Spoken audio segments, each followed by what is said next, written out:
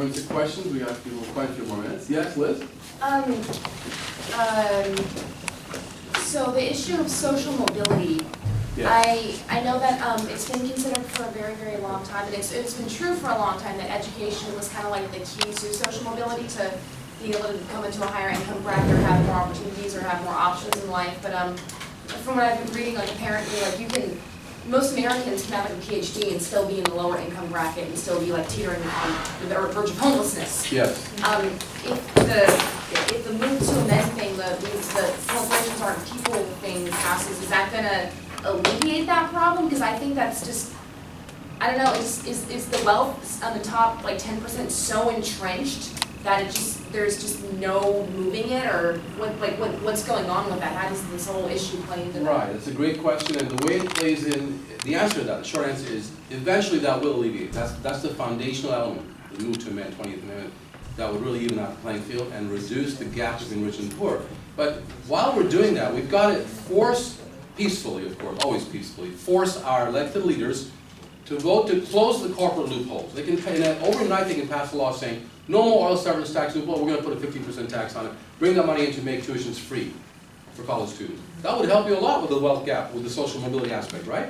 And you're absolutely right, Liz, that the United States today, first of all, before the 1970s, the U.S. used to be the #1 country in the Western industrial world that had the highest rate of social mobility. Americans go from the working poor to the working middle class, the upper middle class, much more easily than Europeans. Today, the Western Europeans with social democratic systems that don't have corporate loopholes, that have a higher tax rate on the upper incomes, that have universal free tuition. By the way, in Germany, France, Belgium, they're all tuition free all the way through medical school. Do you guys realize that? Today.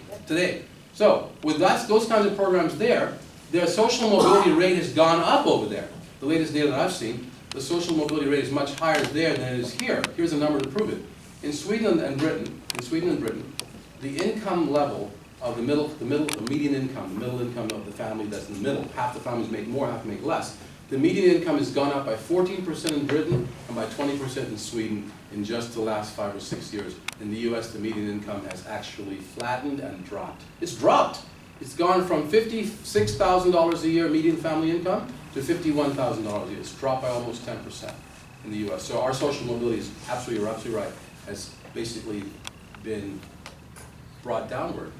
And that's a dangerous sign for any democracy, for a humane society, am I right?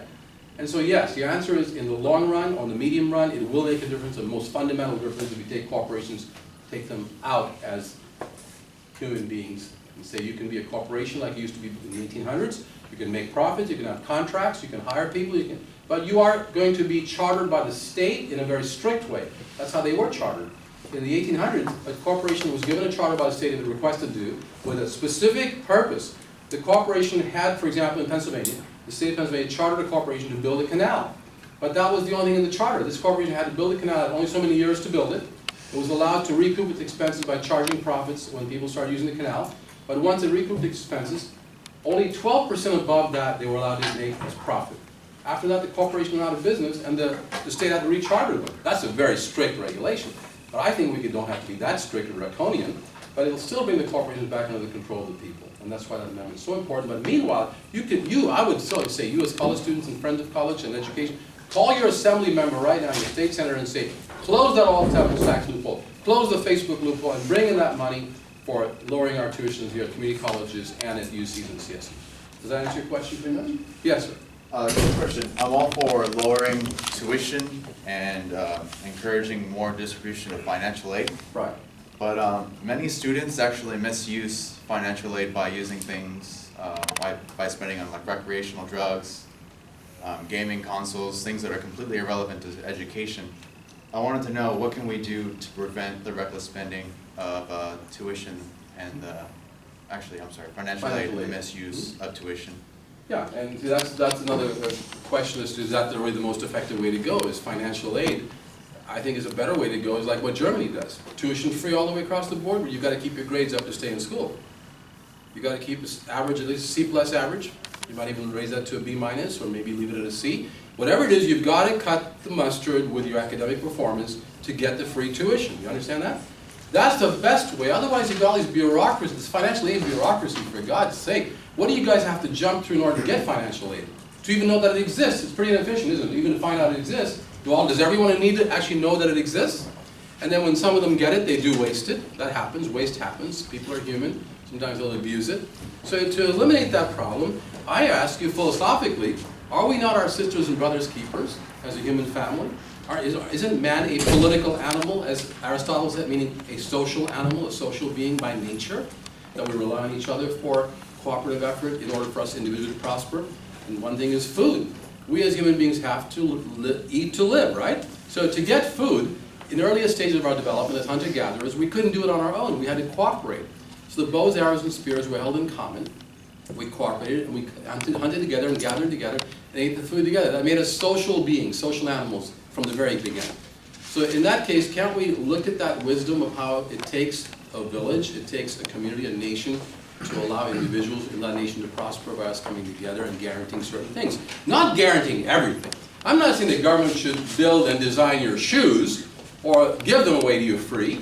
You know, I was in the Soviet Union years ago and I found that was one of the biggest complaints in the 80s. That their shoes weren't that fashionable or that comfortable because the government designed them and built them, for goodness sake. I say let the government do things that it does well, like build roads, build colleges and schools, and hire teachers and firefighters and police people, community-based policing, and the rest of it should be in the private sector for entrepreneurship to create innovation. It's a balanced approach, isn't it? That's what I would say. That would eliminate that bureaucratic, what do you want to call it, of sometimes having people abuse this kind of financial aid or not qualify. What about my friend whose mom makes his $10 or a few dollars more in a year, so she got cut off of the bog waiver? Because there was a cutoff point. So 60% of California community college students receive the bog waiver, the basic education opportunity grant, which means they pay no tuition, right? But what about the other 40% whose tuitions keep going up to help subsidize those who don't have to pay? Or to subsidize Facebook and the Occidental Petroleum to keep the loopholes? You see what I'm saying here? The much more rational system would be let the government do it while you keep track of the government. We the people have to keep track of the government. They don't abuse their power either or waste our money. But let them do it, which they do efficiently, like building highways. They build trains very efficiently in countries like China, where now China has thousands of miles of high-speed rail. We have nothing here. A maglev train that goes almost 400 miles an hour in Germany and in countries like Japan, those trains are amazing. We should have one of those here and have the government build it. I don't mind the government contracting with private industry, but make sure the private sector doesn't rip off the government and jack up their prices in the middle of everything like they tend to do. Yes? Well, on that note, we have the intellectual power to pull off a subway system like that, considering the quality of engineers coming out of the state is just so remarkable. But Yeah. what are we really an entitlement generation? Are we what? Really? Is my generation really the entitlement generation? Because from what I can see, we actually work really hard. I don't think you are at all the entitlement generation. Who gave you that label? That's ridiculous. Lots of people. It's totally ridiculous. The very people who think who actually got theirs, that's the older people like me, who got our tuition-free education. In Texas, I paid $100 a semester all the way through graduate school. I graduated in 4 years, 2 degrees, in 4 years because the courses were available, not because I'm brilliant. And my parents, when they would kick in a little $100 one semester, I'd go off to Europe with my money that I earned in the summer and travel. That's the kind of life I had as a student. I was paying 25 cents a gallon for gasoline. My rent was $40 a month because we lived in a house that was $160, 3 guys living in a 3-bedroom house. We had money for entertainment left over. Our tuition we paid for easily. I worked 20 hours a week at a minimum wage job selling shoes. The 2% commission, $2 an hour, paid for everything, 20 hours a week of work. Paid for my room and board, my college tuition. And so when that happened, that entitlement generation, by the which I think we deserved it, because we pay taxes, I believe that you deserve it as well. That's the difference. I believe that your generation deserves the same thing. What, Governor Pete Wilson got it? And other politicians? I bet you some of these politicians in the legislature right now who voted to raise your tuitions themselves went for tuition-free education back in the 70s. I bet you could find a few of them who did. So I don't buy that at all, entitlement generation. That's interesting you brought that up because they throw words around, don't they? So we need to turn that. The politics of language is very important. Meaning in language, symbolic symbols. Yes, sir. In terms of higher education, if we were able to create a system like Germany, would free education be extended to everyone, or would it just be extended to those who make below a certain bracket, or whose parents make below? It's everyone. And the Germans actually, when the state of Lower Saxony became the last state in Germany, to eliminate tuition entirely just about a couple months ago. They were only charging a few hundred dollars a semester, a service fee, but they took that away entirely. And the German politicians, both conservative and liberal, said, when it comes to education, we believe it's a human right, and everyone, whether you're wealthy, poor, or middle class, should have totally free access, so you can then compete based on your talent and your hard work ability, not your parents. And it's much more efficient that way. We can bring in all the talent that way. And that's how it works in most of those countries. No matter what class you come from, it's tuition free. As long as you keep your grades up. In France, you got to keep your grades up. But I think, you know, if someone whose parents make over a certain amount of money, I don't think it's fair that they're getting free tuition. But they're paying higher taxes than the middle class. If they're paying higher taxes. They are. In Sweden, Well, in Germany, not here. not here. No, not here. It's the Yeah. opposite. The wealthiest Yeah. people are paying the lower tax rates when you look at all the taxes that are regressive, Julian. Yeah. But in Germany, and for example, the highest tax bracket, I think like 55%. Over here it's 39% after Obama begged for it and barely got it through. In Sweden it's 65%. The highest bracket means over a certain amount, way up at the top, in the millions. Above that, you're taxed at a 65% rate in Sweden, while you keep the lower income, which is a really high income, at lower rates. It's a progressive income tax. They believe in that, and it works. So the wealthier people are paying the higher amount, so they get free tuition for their children. It's a collective effort, that's it. Common good. Yes, ma'am. Just to add, they're saying they, like in France, they also get, every employee gets 6 weeks paid vacation a year, mandatory.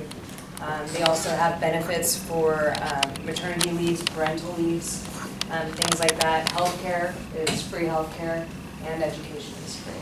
So the higher tax rate, yes, they get taxed more, but they also receive all these other.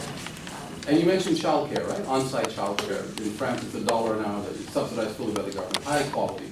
They hire college graduates to teach children. Yes, another question, comment? Yes. Well, I agree with your stance that we should tax the big companies because that's where most of our money is. How do you plan on getting people to start voting again, to start making movements, making change? Particularly the millennials who came out in record numbers for Obama's first campaign when he said he would provide affordable health care. That was his first big thing. But he ended up making matters worse for a lot of people. For instance, my mom, when it came out that she had to take her employer's health care, she couldn't afford it, so they offered her something else. But she made too much money to qualify, so now she gets penalized at tax time, and she needs that money. So how do we get people back into trying to make the change again? Well, you could do what Obama really wanted. President Obama wanted to have a public option, and Congress, with special interests, blocked him from it. A public option would have been a Medicare system, a smaller version of Medicare, that would be available to everyone. So we could have chosen, if your mom didn't like her employer care, it was costing her too much, she would have bought into the nonprofit Medicare-style insurance company and been covered fully. President Obama tried to get that as an option, but the big wealthy insurance lobbies blocked him from it through Congress.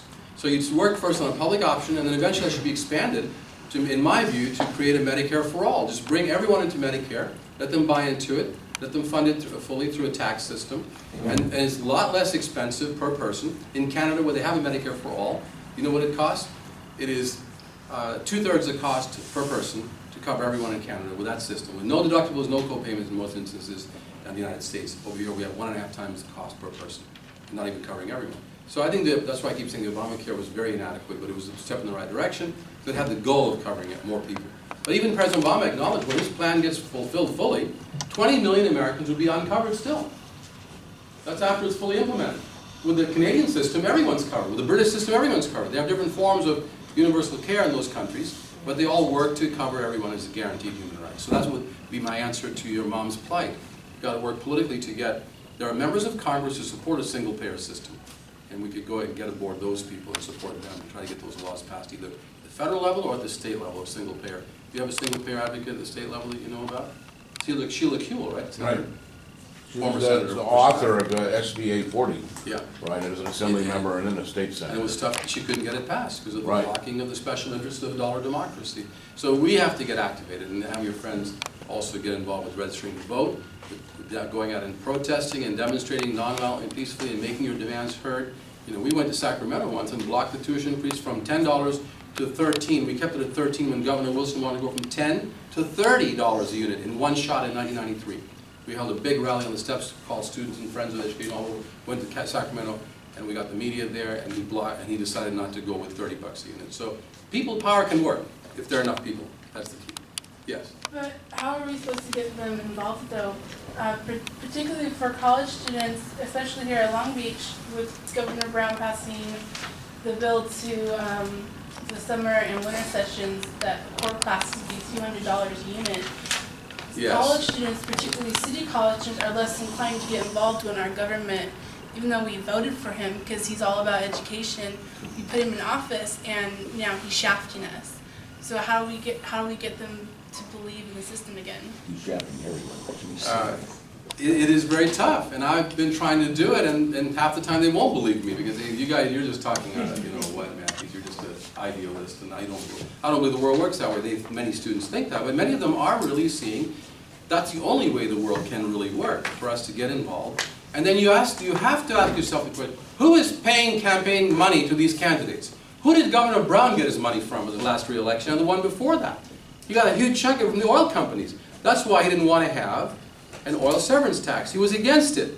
He preferred to go with Prop 30, which helped a little bit temporarily, right? A little higher tax on the wealthy and a sales tax increase, but that was a temporary fix. It's going to expire in a couple of years and you're going to be in the same boat. And I told the governor, I told everyone, I said, Governor, you need to support the oil tax that I'm supporting, because I actually wrote an oil severance tax initiative along with Dr. Garber, who was the medical doctor, and a couple of people and some lawyers. We wrote the severance tax, but we needed 500,000 signatures to put on the ballot within 5 months. That's the way the rule is. We couldn't get the 500,000 signatures. We tried on this campus, we went to hundreds of campuses, a couple of dozens of campuses across the state, and we couldn't do it. We got 100,000 signatures in 5 months, but not 500,000. So you have to find out who's giving money to these politicians, and then call them on it. Just say, we've got your number, we got the effort. Let me give you some websites, okay, do this. There's three websites that tell you where the money is going to these politicians, who's it coming from, and what they're getting for it. The best one, not the best, but one of the most comprehensive ones, especially for federal candidates, is called opensecrets.org. Go there, please, opensecrets.org, when you get a chance. And the other ones for the state level money are followthemoney.org. Followthemoney.org. And there's another one called maplight.org or .com. You know if it's .com? Anyone? Brett? .com? Maplight.com or .org? You can try I'm it not out. sure. Either one, it's Maplight, M-A-P-L-I-G-H-T. You can go there and find, you can look up your own legislator from this area and see who gave him money. Look up the governor and see who gave him. And we've just got to start a massive movement to let these politicians know that they've got to stop being bought, and that this kind of dollar democracy is really ruining our country and our state. That's why we have these dollars that look like they're coming out of the capital, but they're also going in. It's both ways, isn't it?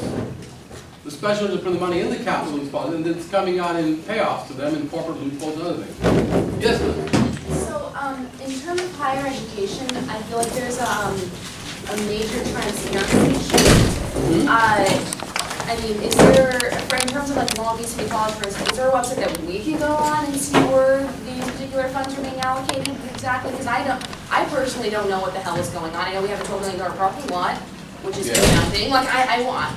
Shouldn't there be like some sort of legislation that implements like mandatory reporting to the students of every institution about where their funds are going? Or Absolutely. I don't know. And some of those laws could be on the books, they could be overlooked, or they're not strong enough. And this is a transparency concept, which means, so they're called sunshine laws as well.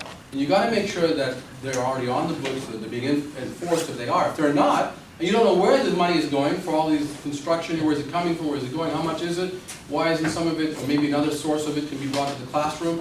Those are very important questions, Liz, you're raising, and they're absolutely imperative that we get to the bottom of it. If you need some help on it, I'll be happy to help you, and to help research that and also help coordinate students from all over, including Cypress and Long Beach, to find out, like Measure J over at Cypress recently, an initiative to bring in more money, to raise taxes, to build something, do some building on the campus. What's that all about? We wanted transparency. We wanted to know where is that money supposed to go exactly to build. Should we vote like, wow, we don't really want a new parking lot? Like, Exactly. it just, I don't know, it just seems very, You'd prefer something else that would be important. The money goes from, yeah. But it's from the local level to the state and federal level, and it has to do with who's paying whom to run for office, in the bottom line. And not only running for office and campaign contributions, but between elections, who's putting out the money to lobby. Lobbying is different than paying for campaign contributions. Lobbying is the influence between elections that these special wealthy interest groups who are funding the candidates during the election time, but between the elections, they're putting out money to do what? To in quote, educate the candidates on their behalf, like taking them to Maui, for example, and lobbying with them there, or cornering them in the hallway and saying, let's meet in your office, let's have lunch together, and then they take them out to lunch. There's certain regulations on how much they can spend. But this lobbying activity constantly goes on with those, and there's a word called access. I'll lecture this in my US government class. Access is very important for effective lobbying. Access is defined as a hearing at a key decision-making point. If you look at how a bill becomes law, it goes through committee and goes into introduction to the House for debate and vote. There are different points of access. The lobbyist seems to have access almost everywhere as long as they've been giving a lot of money to campaigns and have the money to convince the politicians that their viewpoint is the best and it should be heard. But the regular folks don't have access as much as the lobbyists do, the corporate lobbyists. That's so important. Yes? I just have one question. You can just kind of speak to it. I think one criticism of this kind of view is that any amendment of this sort would have to go through Congress, which looks, weak. And then I know there's an alternative, right? I think if you get The Article 5 process. That's right, yeah. So can you kind of just speak to that? Sure. Yeah, corporations are not individual with natural rights, natural human beings. And that amendment that would be brought in by one of the two processes. The Constitution allows two ways to amend itself, to be amended. One way is to have the Senate and the House vote by a 2/3 margin to propose the amendment formally. And when they do that, the amendment becomes formally proposed. Then it goes to the next stage, which is ratification, which in that process, there are two possibilities. One is to have this, let's go with the proposal again. The proposal stage has two possibilities. One is that each House of Congress by 2/3 of votes makes the proposal formally, and the other possibility of a proposal is that a convention is called by 2/3 of the states through Article 5 in the Constitution. 2/3 of the states have to call a convention, nationwide convention, at which the proposal will be made to amend the Constitution in that manner. The people would decide what the amendment would be at that convention.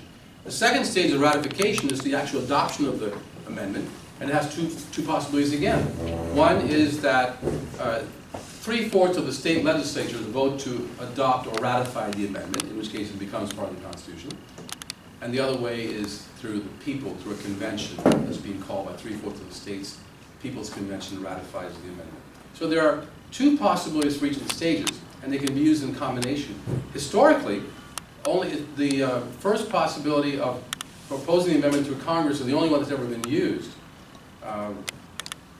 Whereas in terms of the ratification, one of them has been used all the time, except the other option has been used once, and that was to ratify prohibition, to end prohibition, actually. It was done by the People's Convention. The more popular way of getting it done, more often, was through the Congress. And you're right. It's like asking the fox to guard the chicken coop or to do something with the chicken coop. The problem is when Congress and members of Congress are so bought off, they don't want this 20th Amendment intrinsically. But some of them do. There are a few great senators and Congress members who support a 20th Amendment. People like Elizabeth Warren of Massachusetts, Bernie Sanders of Vermont. You've got some real progressive people in the Congress. A few, they're the progressive caucus, some of them supported. But the majority probably in their hearts would not want this because they're doing very well in the current system. But it's not up to them, it's up to us because it's we the people that rule this country and have to take that power back. Yes, Liz? Obviously the legislative process is like horrible and difficult and all that, but in terms of social, I think like the French Revolution, part of what added to that is the fact that you had all these rich people in Versailles, like, doing whatever, and then you had all these poor people, like, a couple miles away, like, dying. It was the enormous, like, people with higher incomes and people with lower incomes just don't ever bump into each other. Yes. Like, you go down to, the Naples, and you see all these stunning houses, and then maybe like 10 miles away, you have downtown Long Beach, and those homeless people. Those people are never going to bump into each other. I think part of what would alleviate the isolation and the, major gap economically as well is if people from different income levels actually started to commune with each other. How would you go about, like, fostering that? And one of the best places to do that is on campuses, on college campuses, where students from all backgrounds come here, and you just reach out. You start setting up interaction groups and social groups, and then you go visit those areas. Offer to bring some of them over if you live in an affluent area of Long Beach, to bring them over for barbecue at your house and talk about it. being in your neighborhood, there's some friends, and you go over their area for certain events that they have. It's the physical activity to literally go to the other places and to be part of the community. That's how you build it. And there are certain movements to do that, actually, in different schools, but also off campus. There's movements within parts of the community that have different events. Interfaith councils work well with churches get together all over Long Beach for social events. All different socioeconomic backgrounds come in. I want to go back to Professor Garcia. Your comment or question earlier about how do we get this done when the people in power don't have much desire to do it? And that is where the We the People Amendment, Move to Amend group is really tremendously, I think, successful so far. They've grown from 4,000 people, actually it was less than that 4 years ago, to almost 400,000 now nationwide using social media.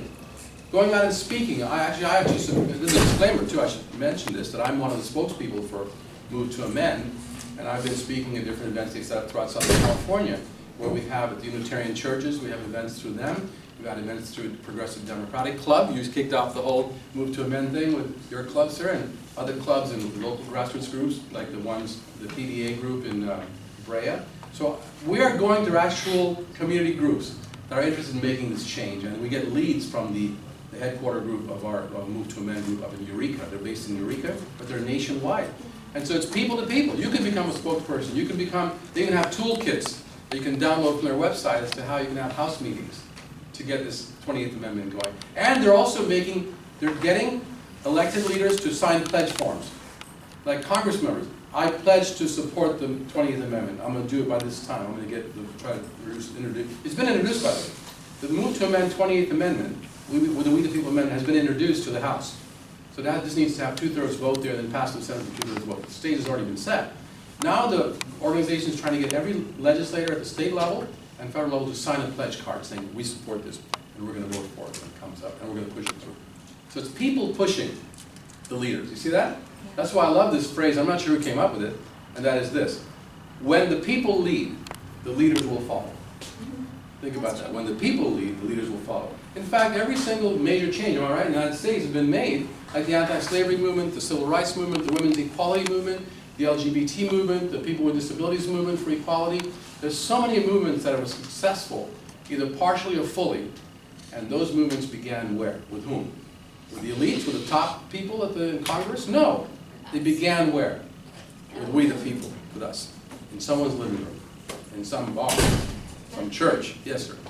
So, just a point for Liz there. Yes. She was talking about transparency. You know, you have in this school right here your own transparency challenge in the fact that the trustees, when they appropriate money at their monthly meeting, none of the appropriations have to be listed on the agenda that you can pick up there unless it's more than $25,000. Look at that. Yeah, and the thing is, out of the last appropriation of $1.99 million, only $375,000 was actually listed because it exceeded that $25,000 amount. Yeah. And all the other stuff that was less than that, never listed.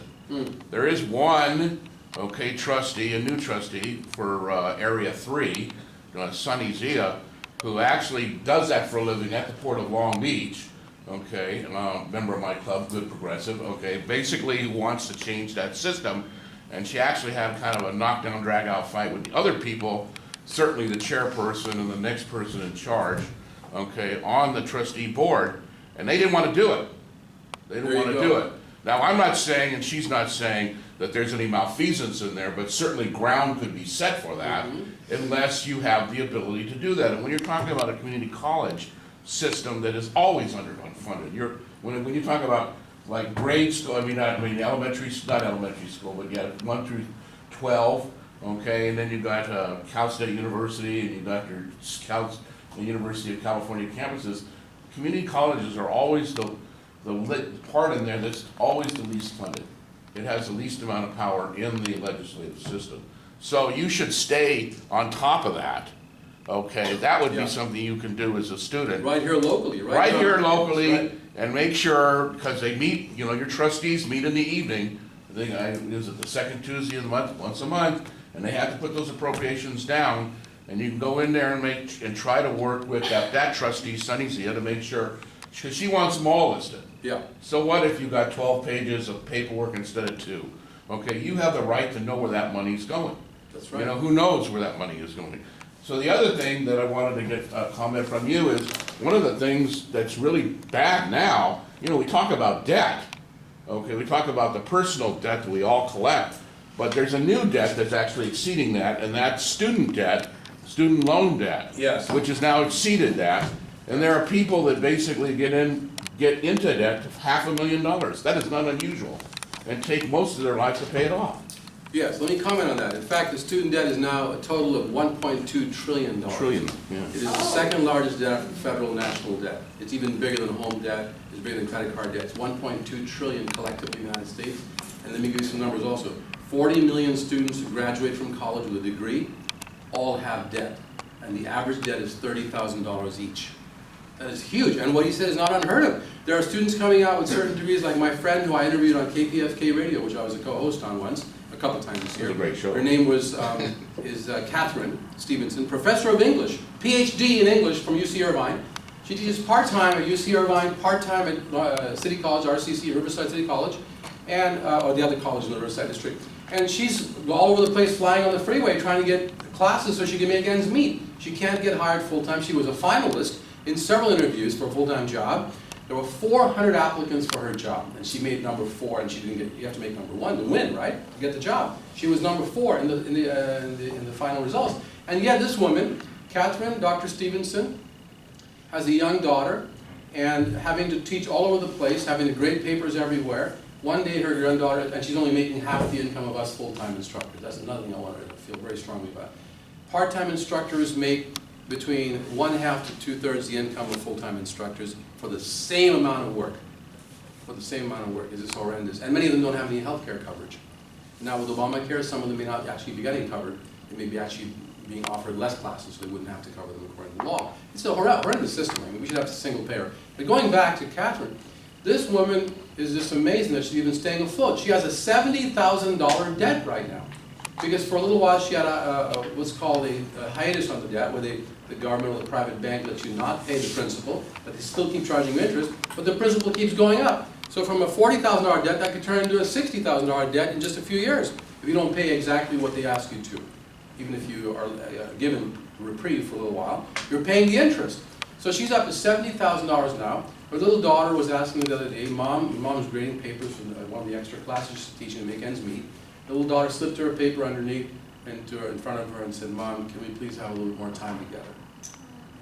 You know, and this is just horrendous. I mean, this should not even be in existence in a country as wealthy as America, you know, which we don't even have to do that. If we redistribute some of the opportunities and the income, which this belongs to. I go back to labor theory of value, which was talked about differently by different philosophers, but one of the key elements of that is that those who work should get paid for what they do, what they produce.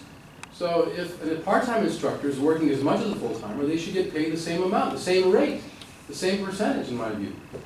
And they should also have health care as a human right guaranteed to them, and that can be done. It can be done feasibly, financially, if we close those corporate loopholes at the state level and bring in. There's one article I have here, a headline article from the I'm going to refer you to one more website. It's called CalPERG, California Public Interest Research Group. And they do a lot of research on nonpartisan. CalPERG.org, yeah. They came up with the latest study that says California loses $21.6 billion a year to corporate tax inflow at the state level. It's not the federal, the state level. 21.6 billion. One of those I mentioned earlier, 4.1 billion lost by the one of those loopholes that I mentioned earlier at the state level. And what's the state California community college budget? About $3 billion a year. $3 billion. And we got cut back by 800 million or so, close to 1/3 of it, since the recession. Now we're getting a little bit of that money back because of Brown's Prop 30, but not nearly enough. So we're still way behind the 8 ball, and you guys are suffering at the front line. The students here, our classes have not been, classes that you need have not been expanded in number. Part-time instructors are still suffering, and teaching, you know, here, there, and everywhere to make ends meet, and they don't have time for office hours for you. Am I right? As much? It's very tough for a part-time instructor to have that. So this isn't rocket science. It's basically philosophical science, or more importantly, philosophical art and philosophical principles of what are the basic elements of life? Who are we as human beings? Are we higher Do we think and live differently than other forms of animals? In some ways we should be living better than them, more understanding of the world around us, like a gift of reason. But in many ways they live better than us. Many animals don't kill unwantonly, sometimes we do.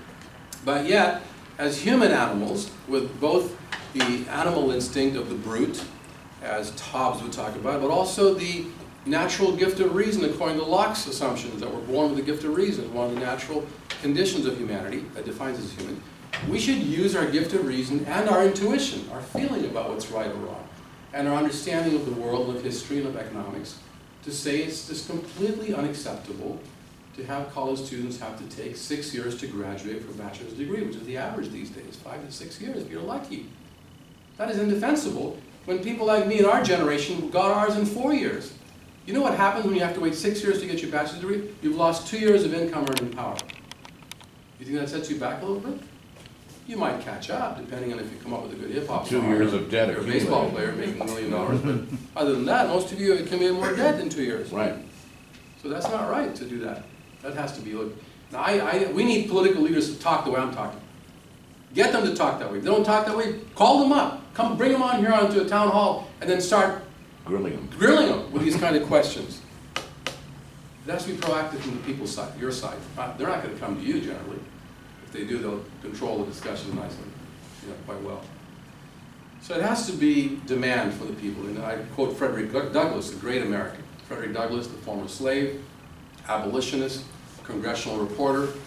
He once said that power concedes nothing without a demand. Power concedes nothing without a demand. That means that we, the people, have to demand it from those who have way too much power, too much wealth, which is hurting us, which they've essentially, I think, taken from us in many cases.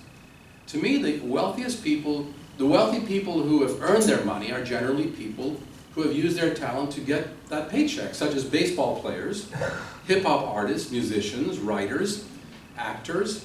Those are people who have creative work that they're putting out there of their own labor, and they're getting paid well for it. And they took the risk. And they took the risk, and they're putting tremendous sacrifice to get that. On the other hand, here's some numbers for you. About 17% of the super wealthy make their money through their own labor in those forms, through baseball or music or art.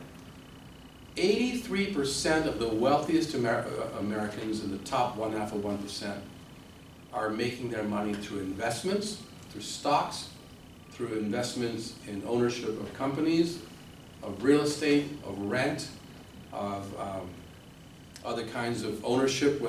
For example, owning a savings account or checking account, a huge one, will bring you interest, right?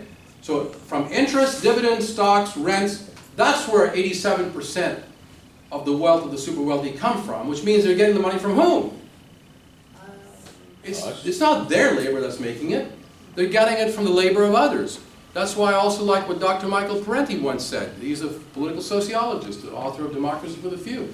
Dr. Parenti, a good friend of mine, once said, he said, the secret to getting rich in America is not to work hard. The secret to getting rich is to get others to work hard for you. That's the way capitalism works, isn't it? Especially the form of capitalism is so extreme that it says that whoever can control everything, can own everything, can hire other people to make them rich, they have every right to do so with no social obligation to pay anything back. That is the most dangerous form of thinking in my view. It ends up in a destruction of society, a two-class society. You mentioned the French Revolution. Those kind of things come to mind, the Russian Revolution. It's a recipe for disaster, and we're on the path to that right now in this country. It's a great country of ours I love with all my heart. I should have given a disclaimer earlier when we started. I should have said, none of what I said is meant to criticize the United States as a nation or as we as a people. This is not against America. This is actually for America. This is a critique of the society, how it's run, and who it's run by. It's a critique of those who run it the wrong way and run it in the ground. That's what we should do, and that's what we have to do as citizens who care about this country. Yeah. There seems to be like an influx of like racial violence and rape and other kind of societal ills going on, like what happened in Ferguson and the prison system. Do these kind of, this whole thing with this kind of entrenched wealth versus like this inability to move up the social ladder, Are these things kind of like coming to the forefront again because of the economic downturn? Like, do economic things like this facilitate that kind of? Absolutely, yes. All the evidence I've seen points that direction. It not only does it facilitate it, it encourages those things and makes them also almost automatic.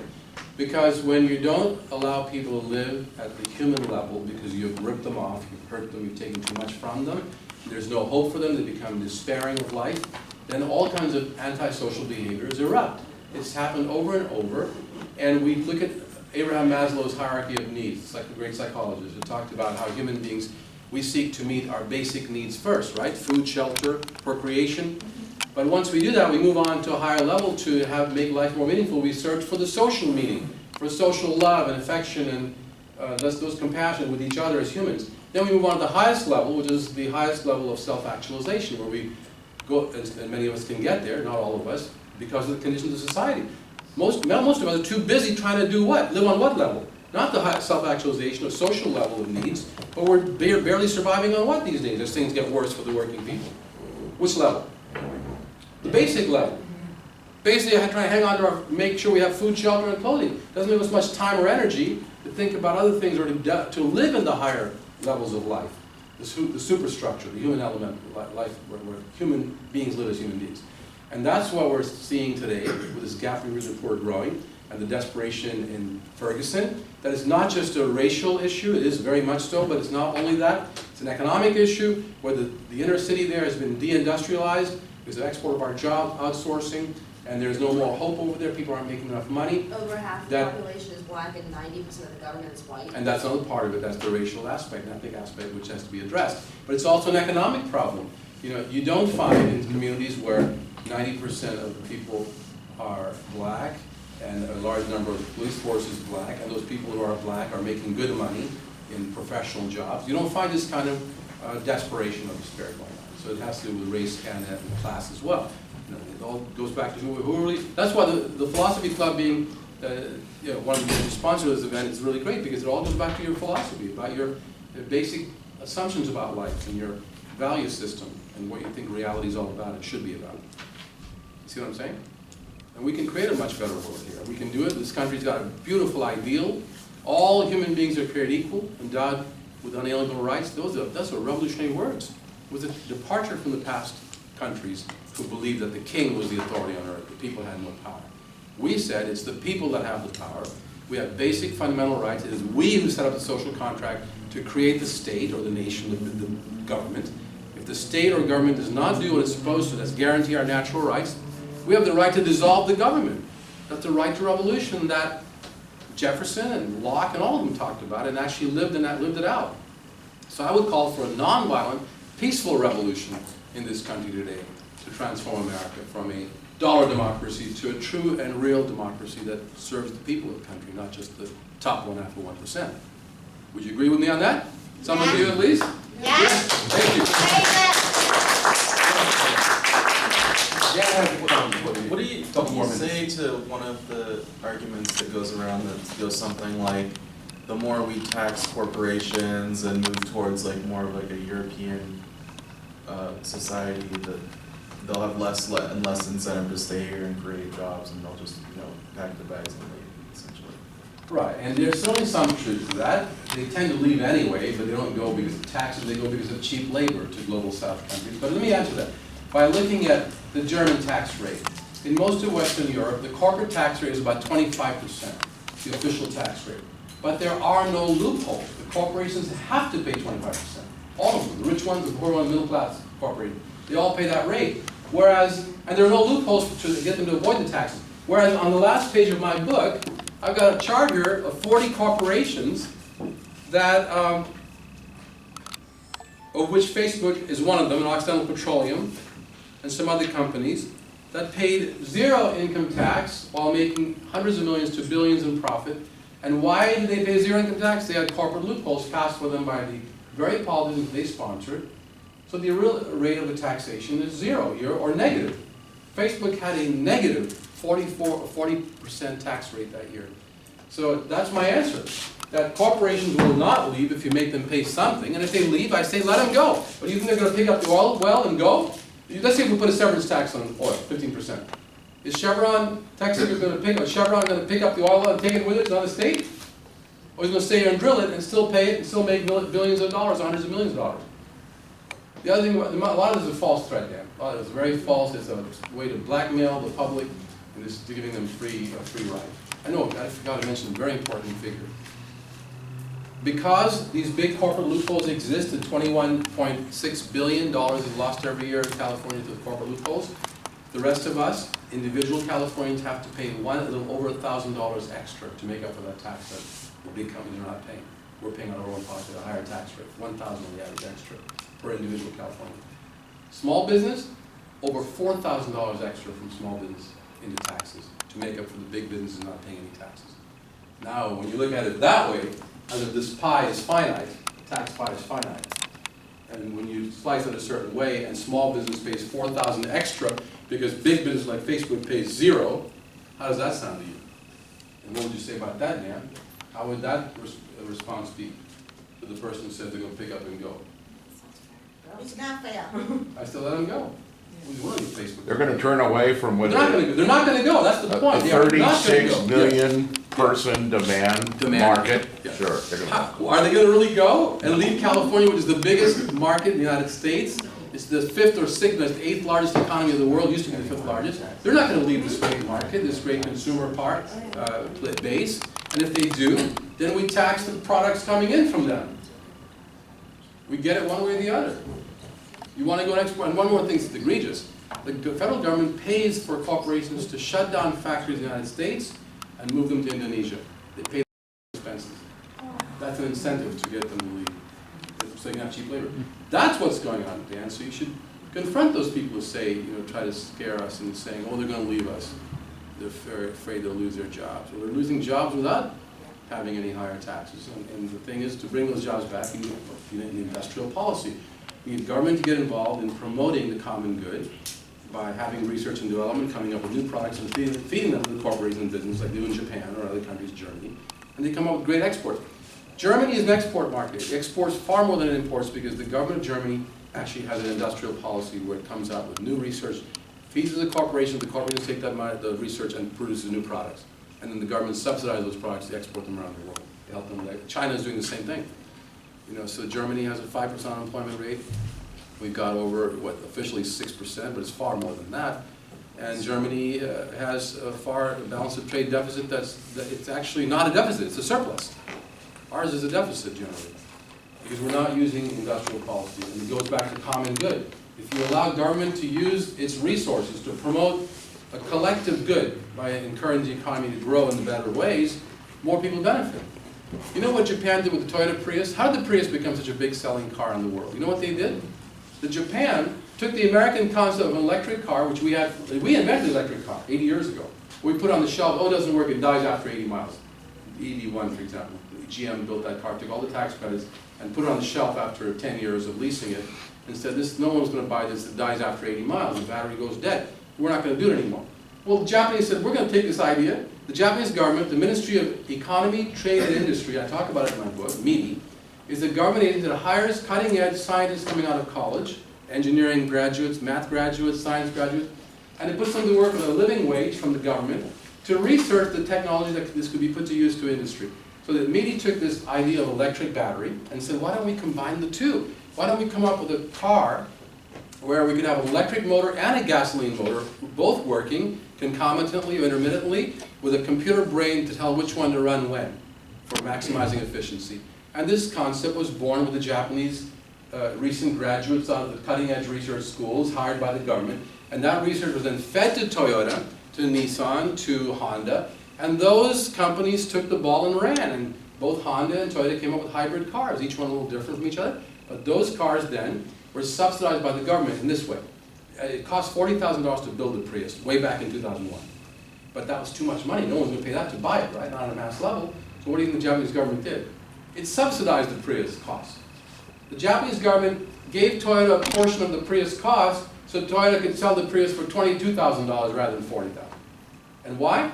To get people hooked on that car at a lower cost, which means more demand for the car, more Prius is produced. With economies of scale, you produce more of them and the cost per production goes down. Does that make sense?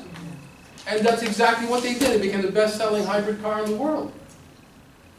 We don't believe, and I asked Congressman Horn, here's something that's interesting. Congressman Steve Horn, great man, I respect him in many ways, the former president of Long Beach State, just passed away not long ago. Horn, he came to my class, I invited him to come there when he was elected to Congress. I asked him, he's a Republican congressman, Congressman Horn, why don't we have an industrial policy where we hire our college graduates to come up with cutting-edge research, give them good salary, fit it to the corporation, let the corporations take it and run with it and compete, and then we should support those corporations to promote these jobs, export all over the world to create more jobs with new products. He said, we don't believe in that. We are a free market. We believe in freedom and democracy. We're a free market country. We don't believe in government picking winners and losers.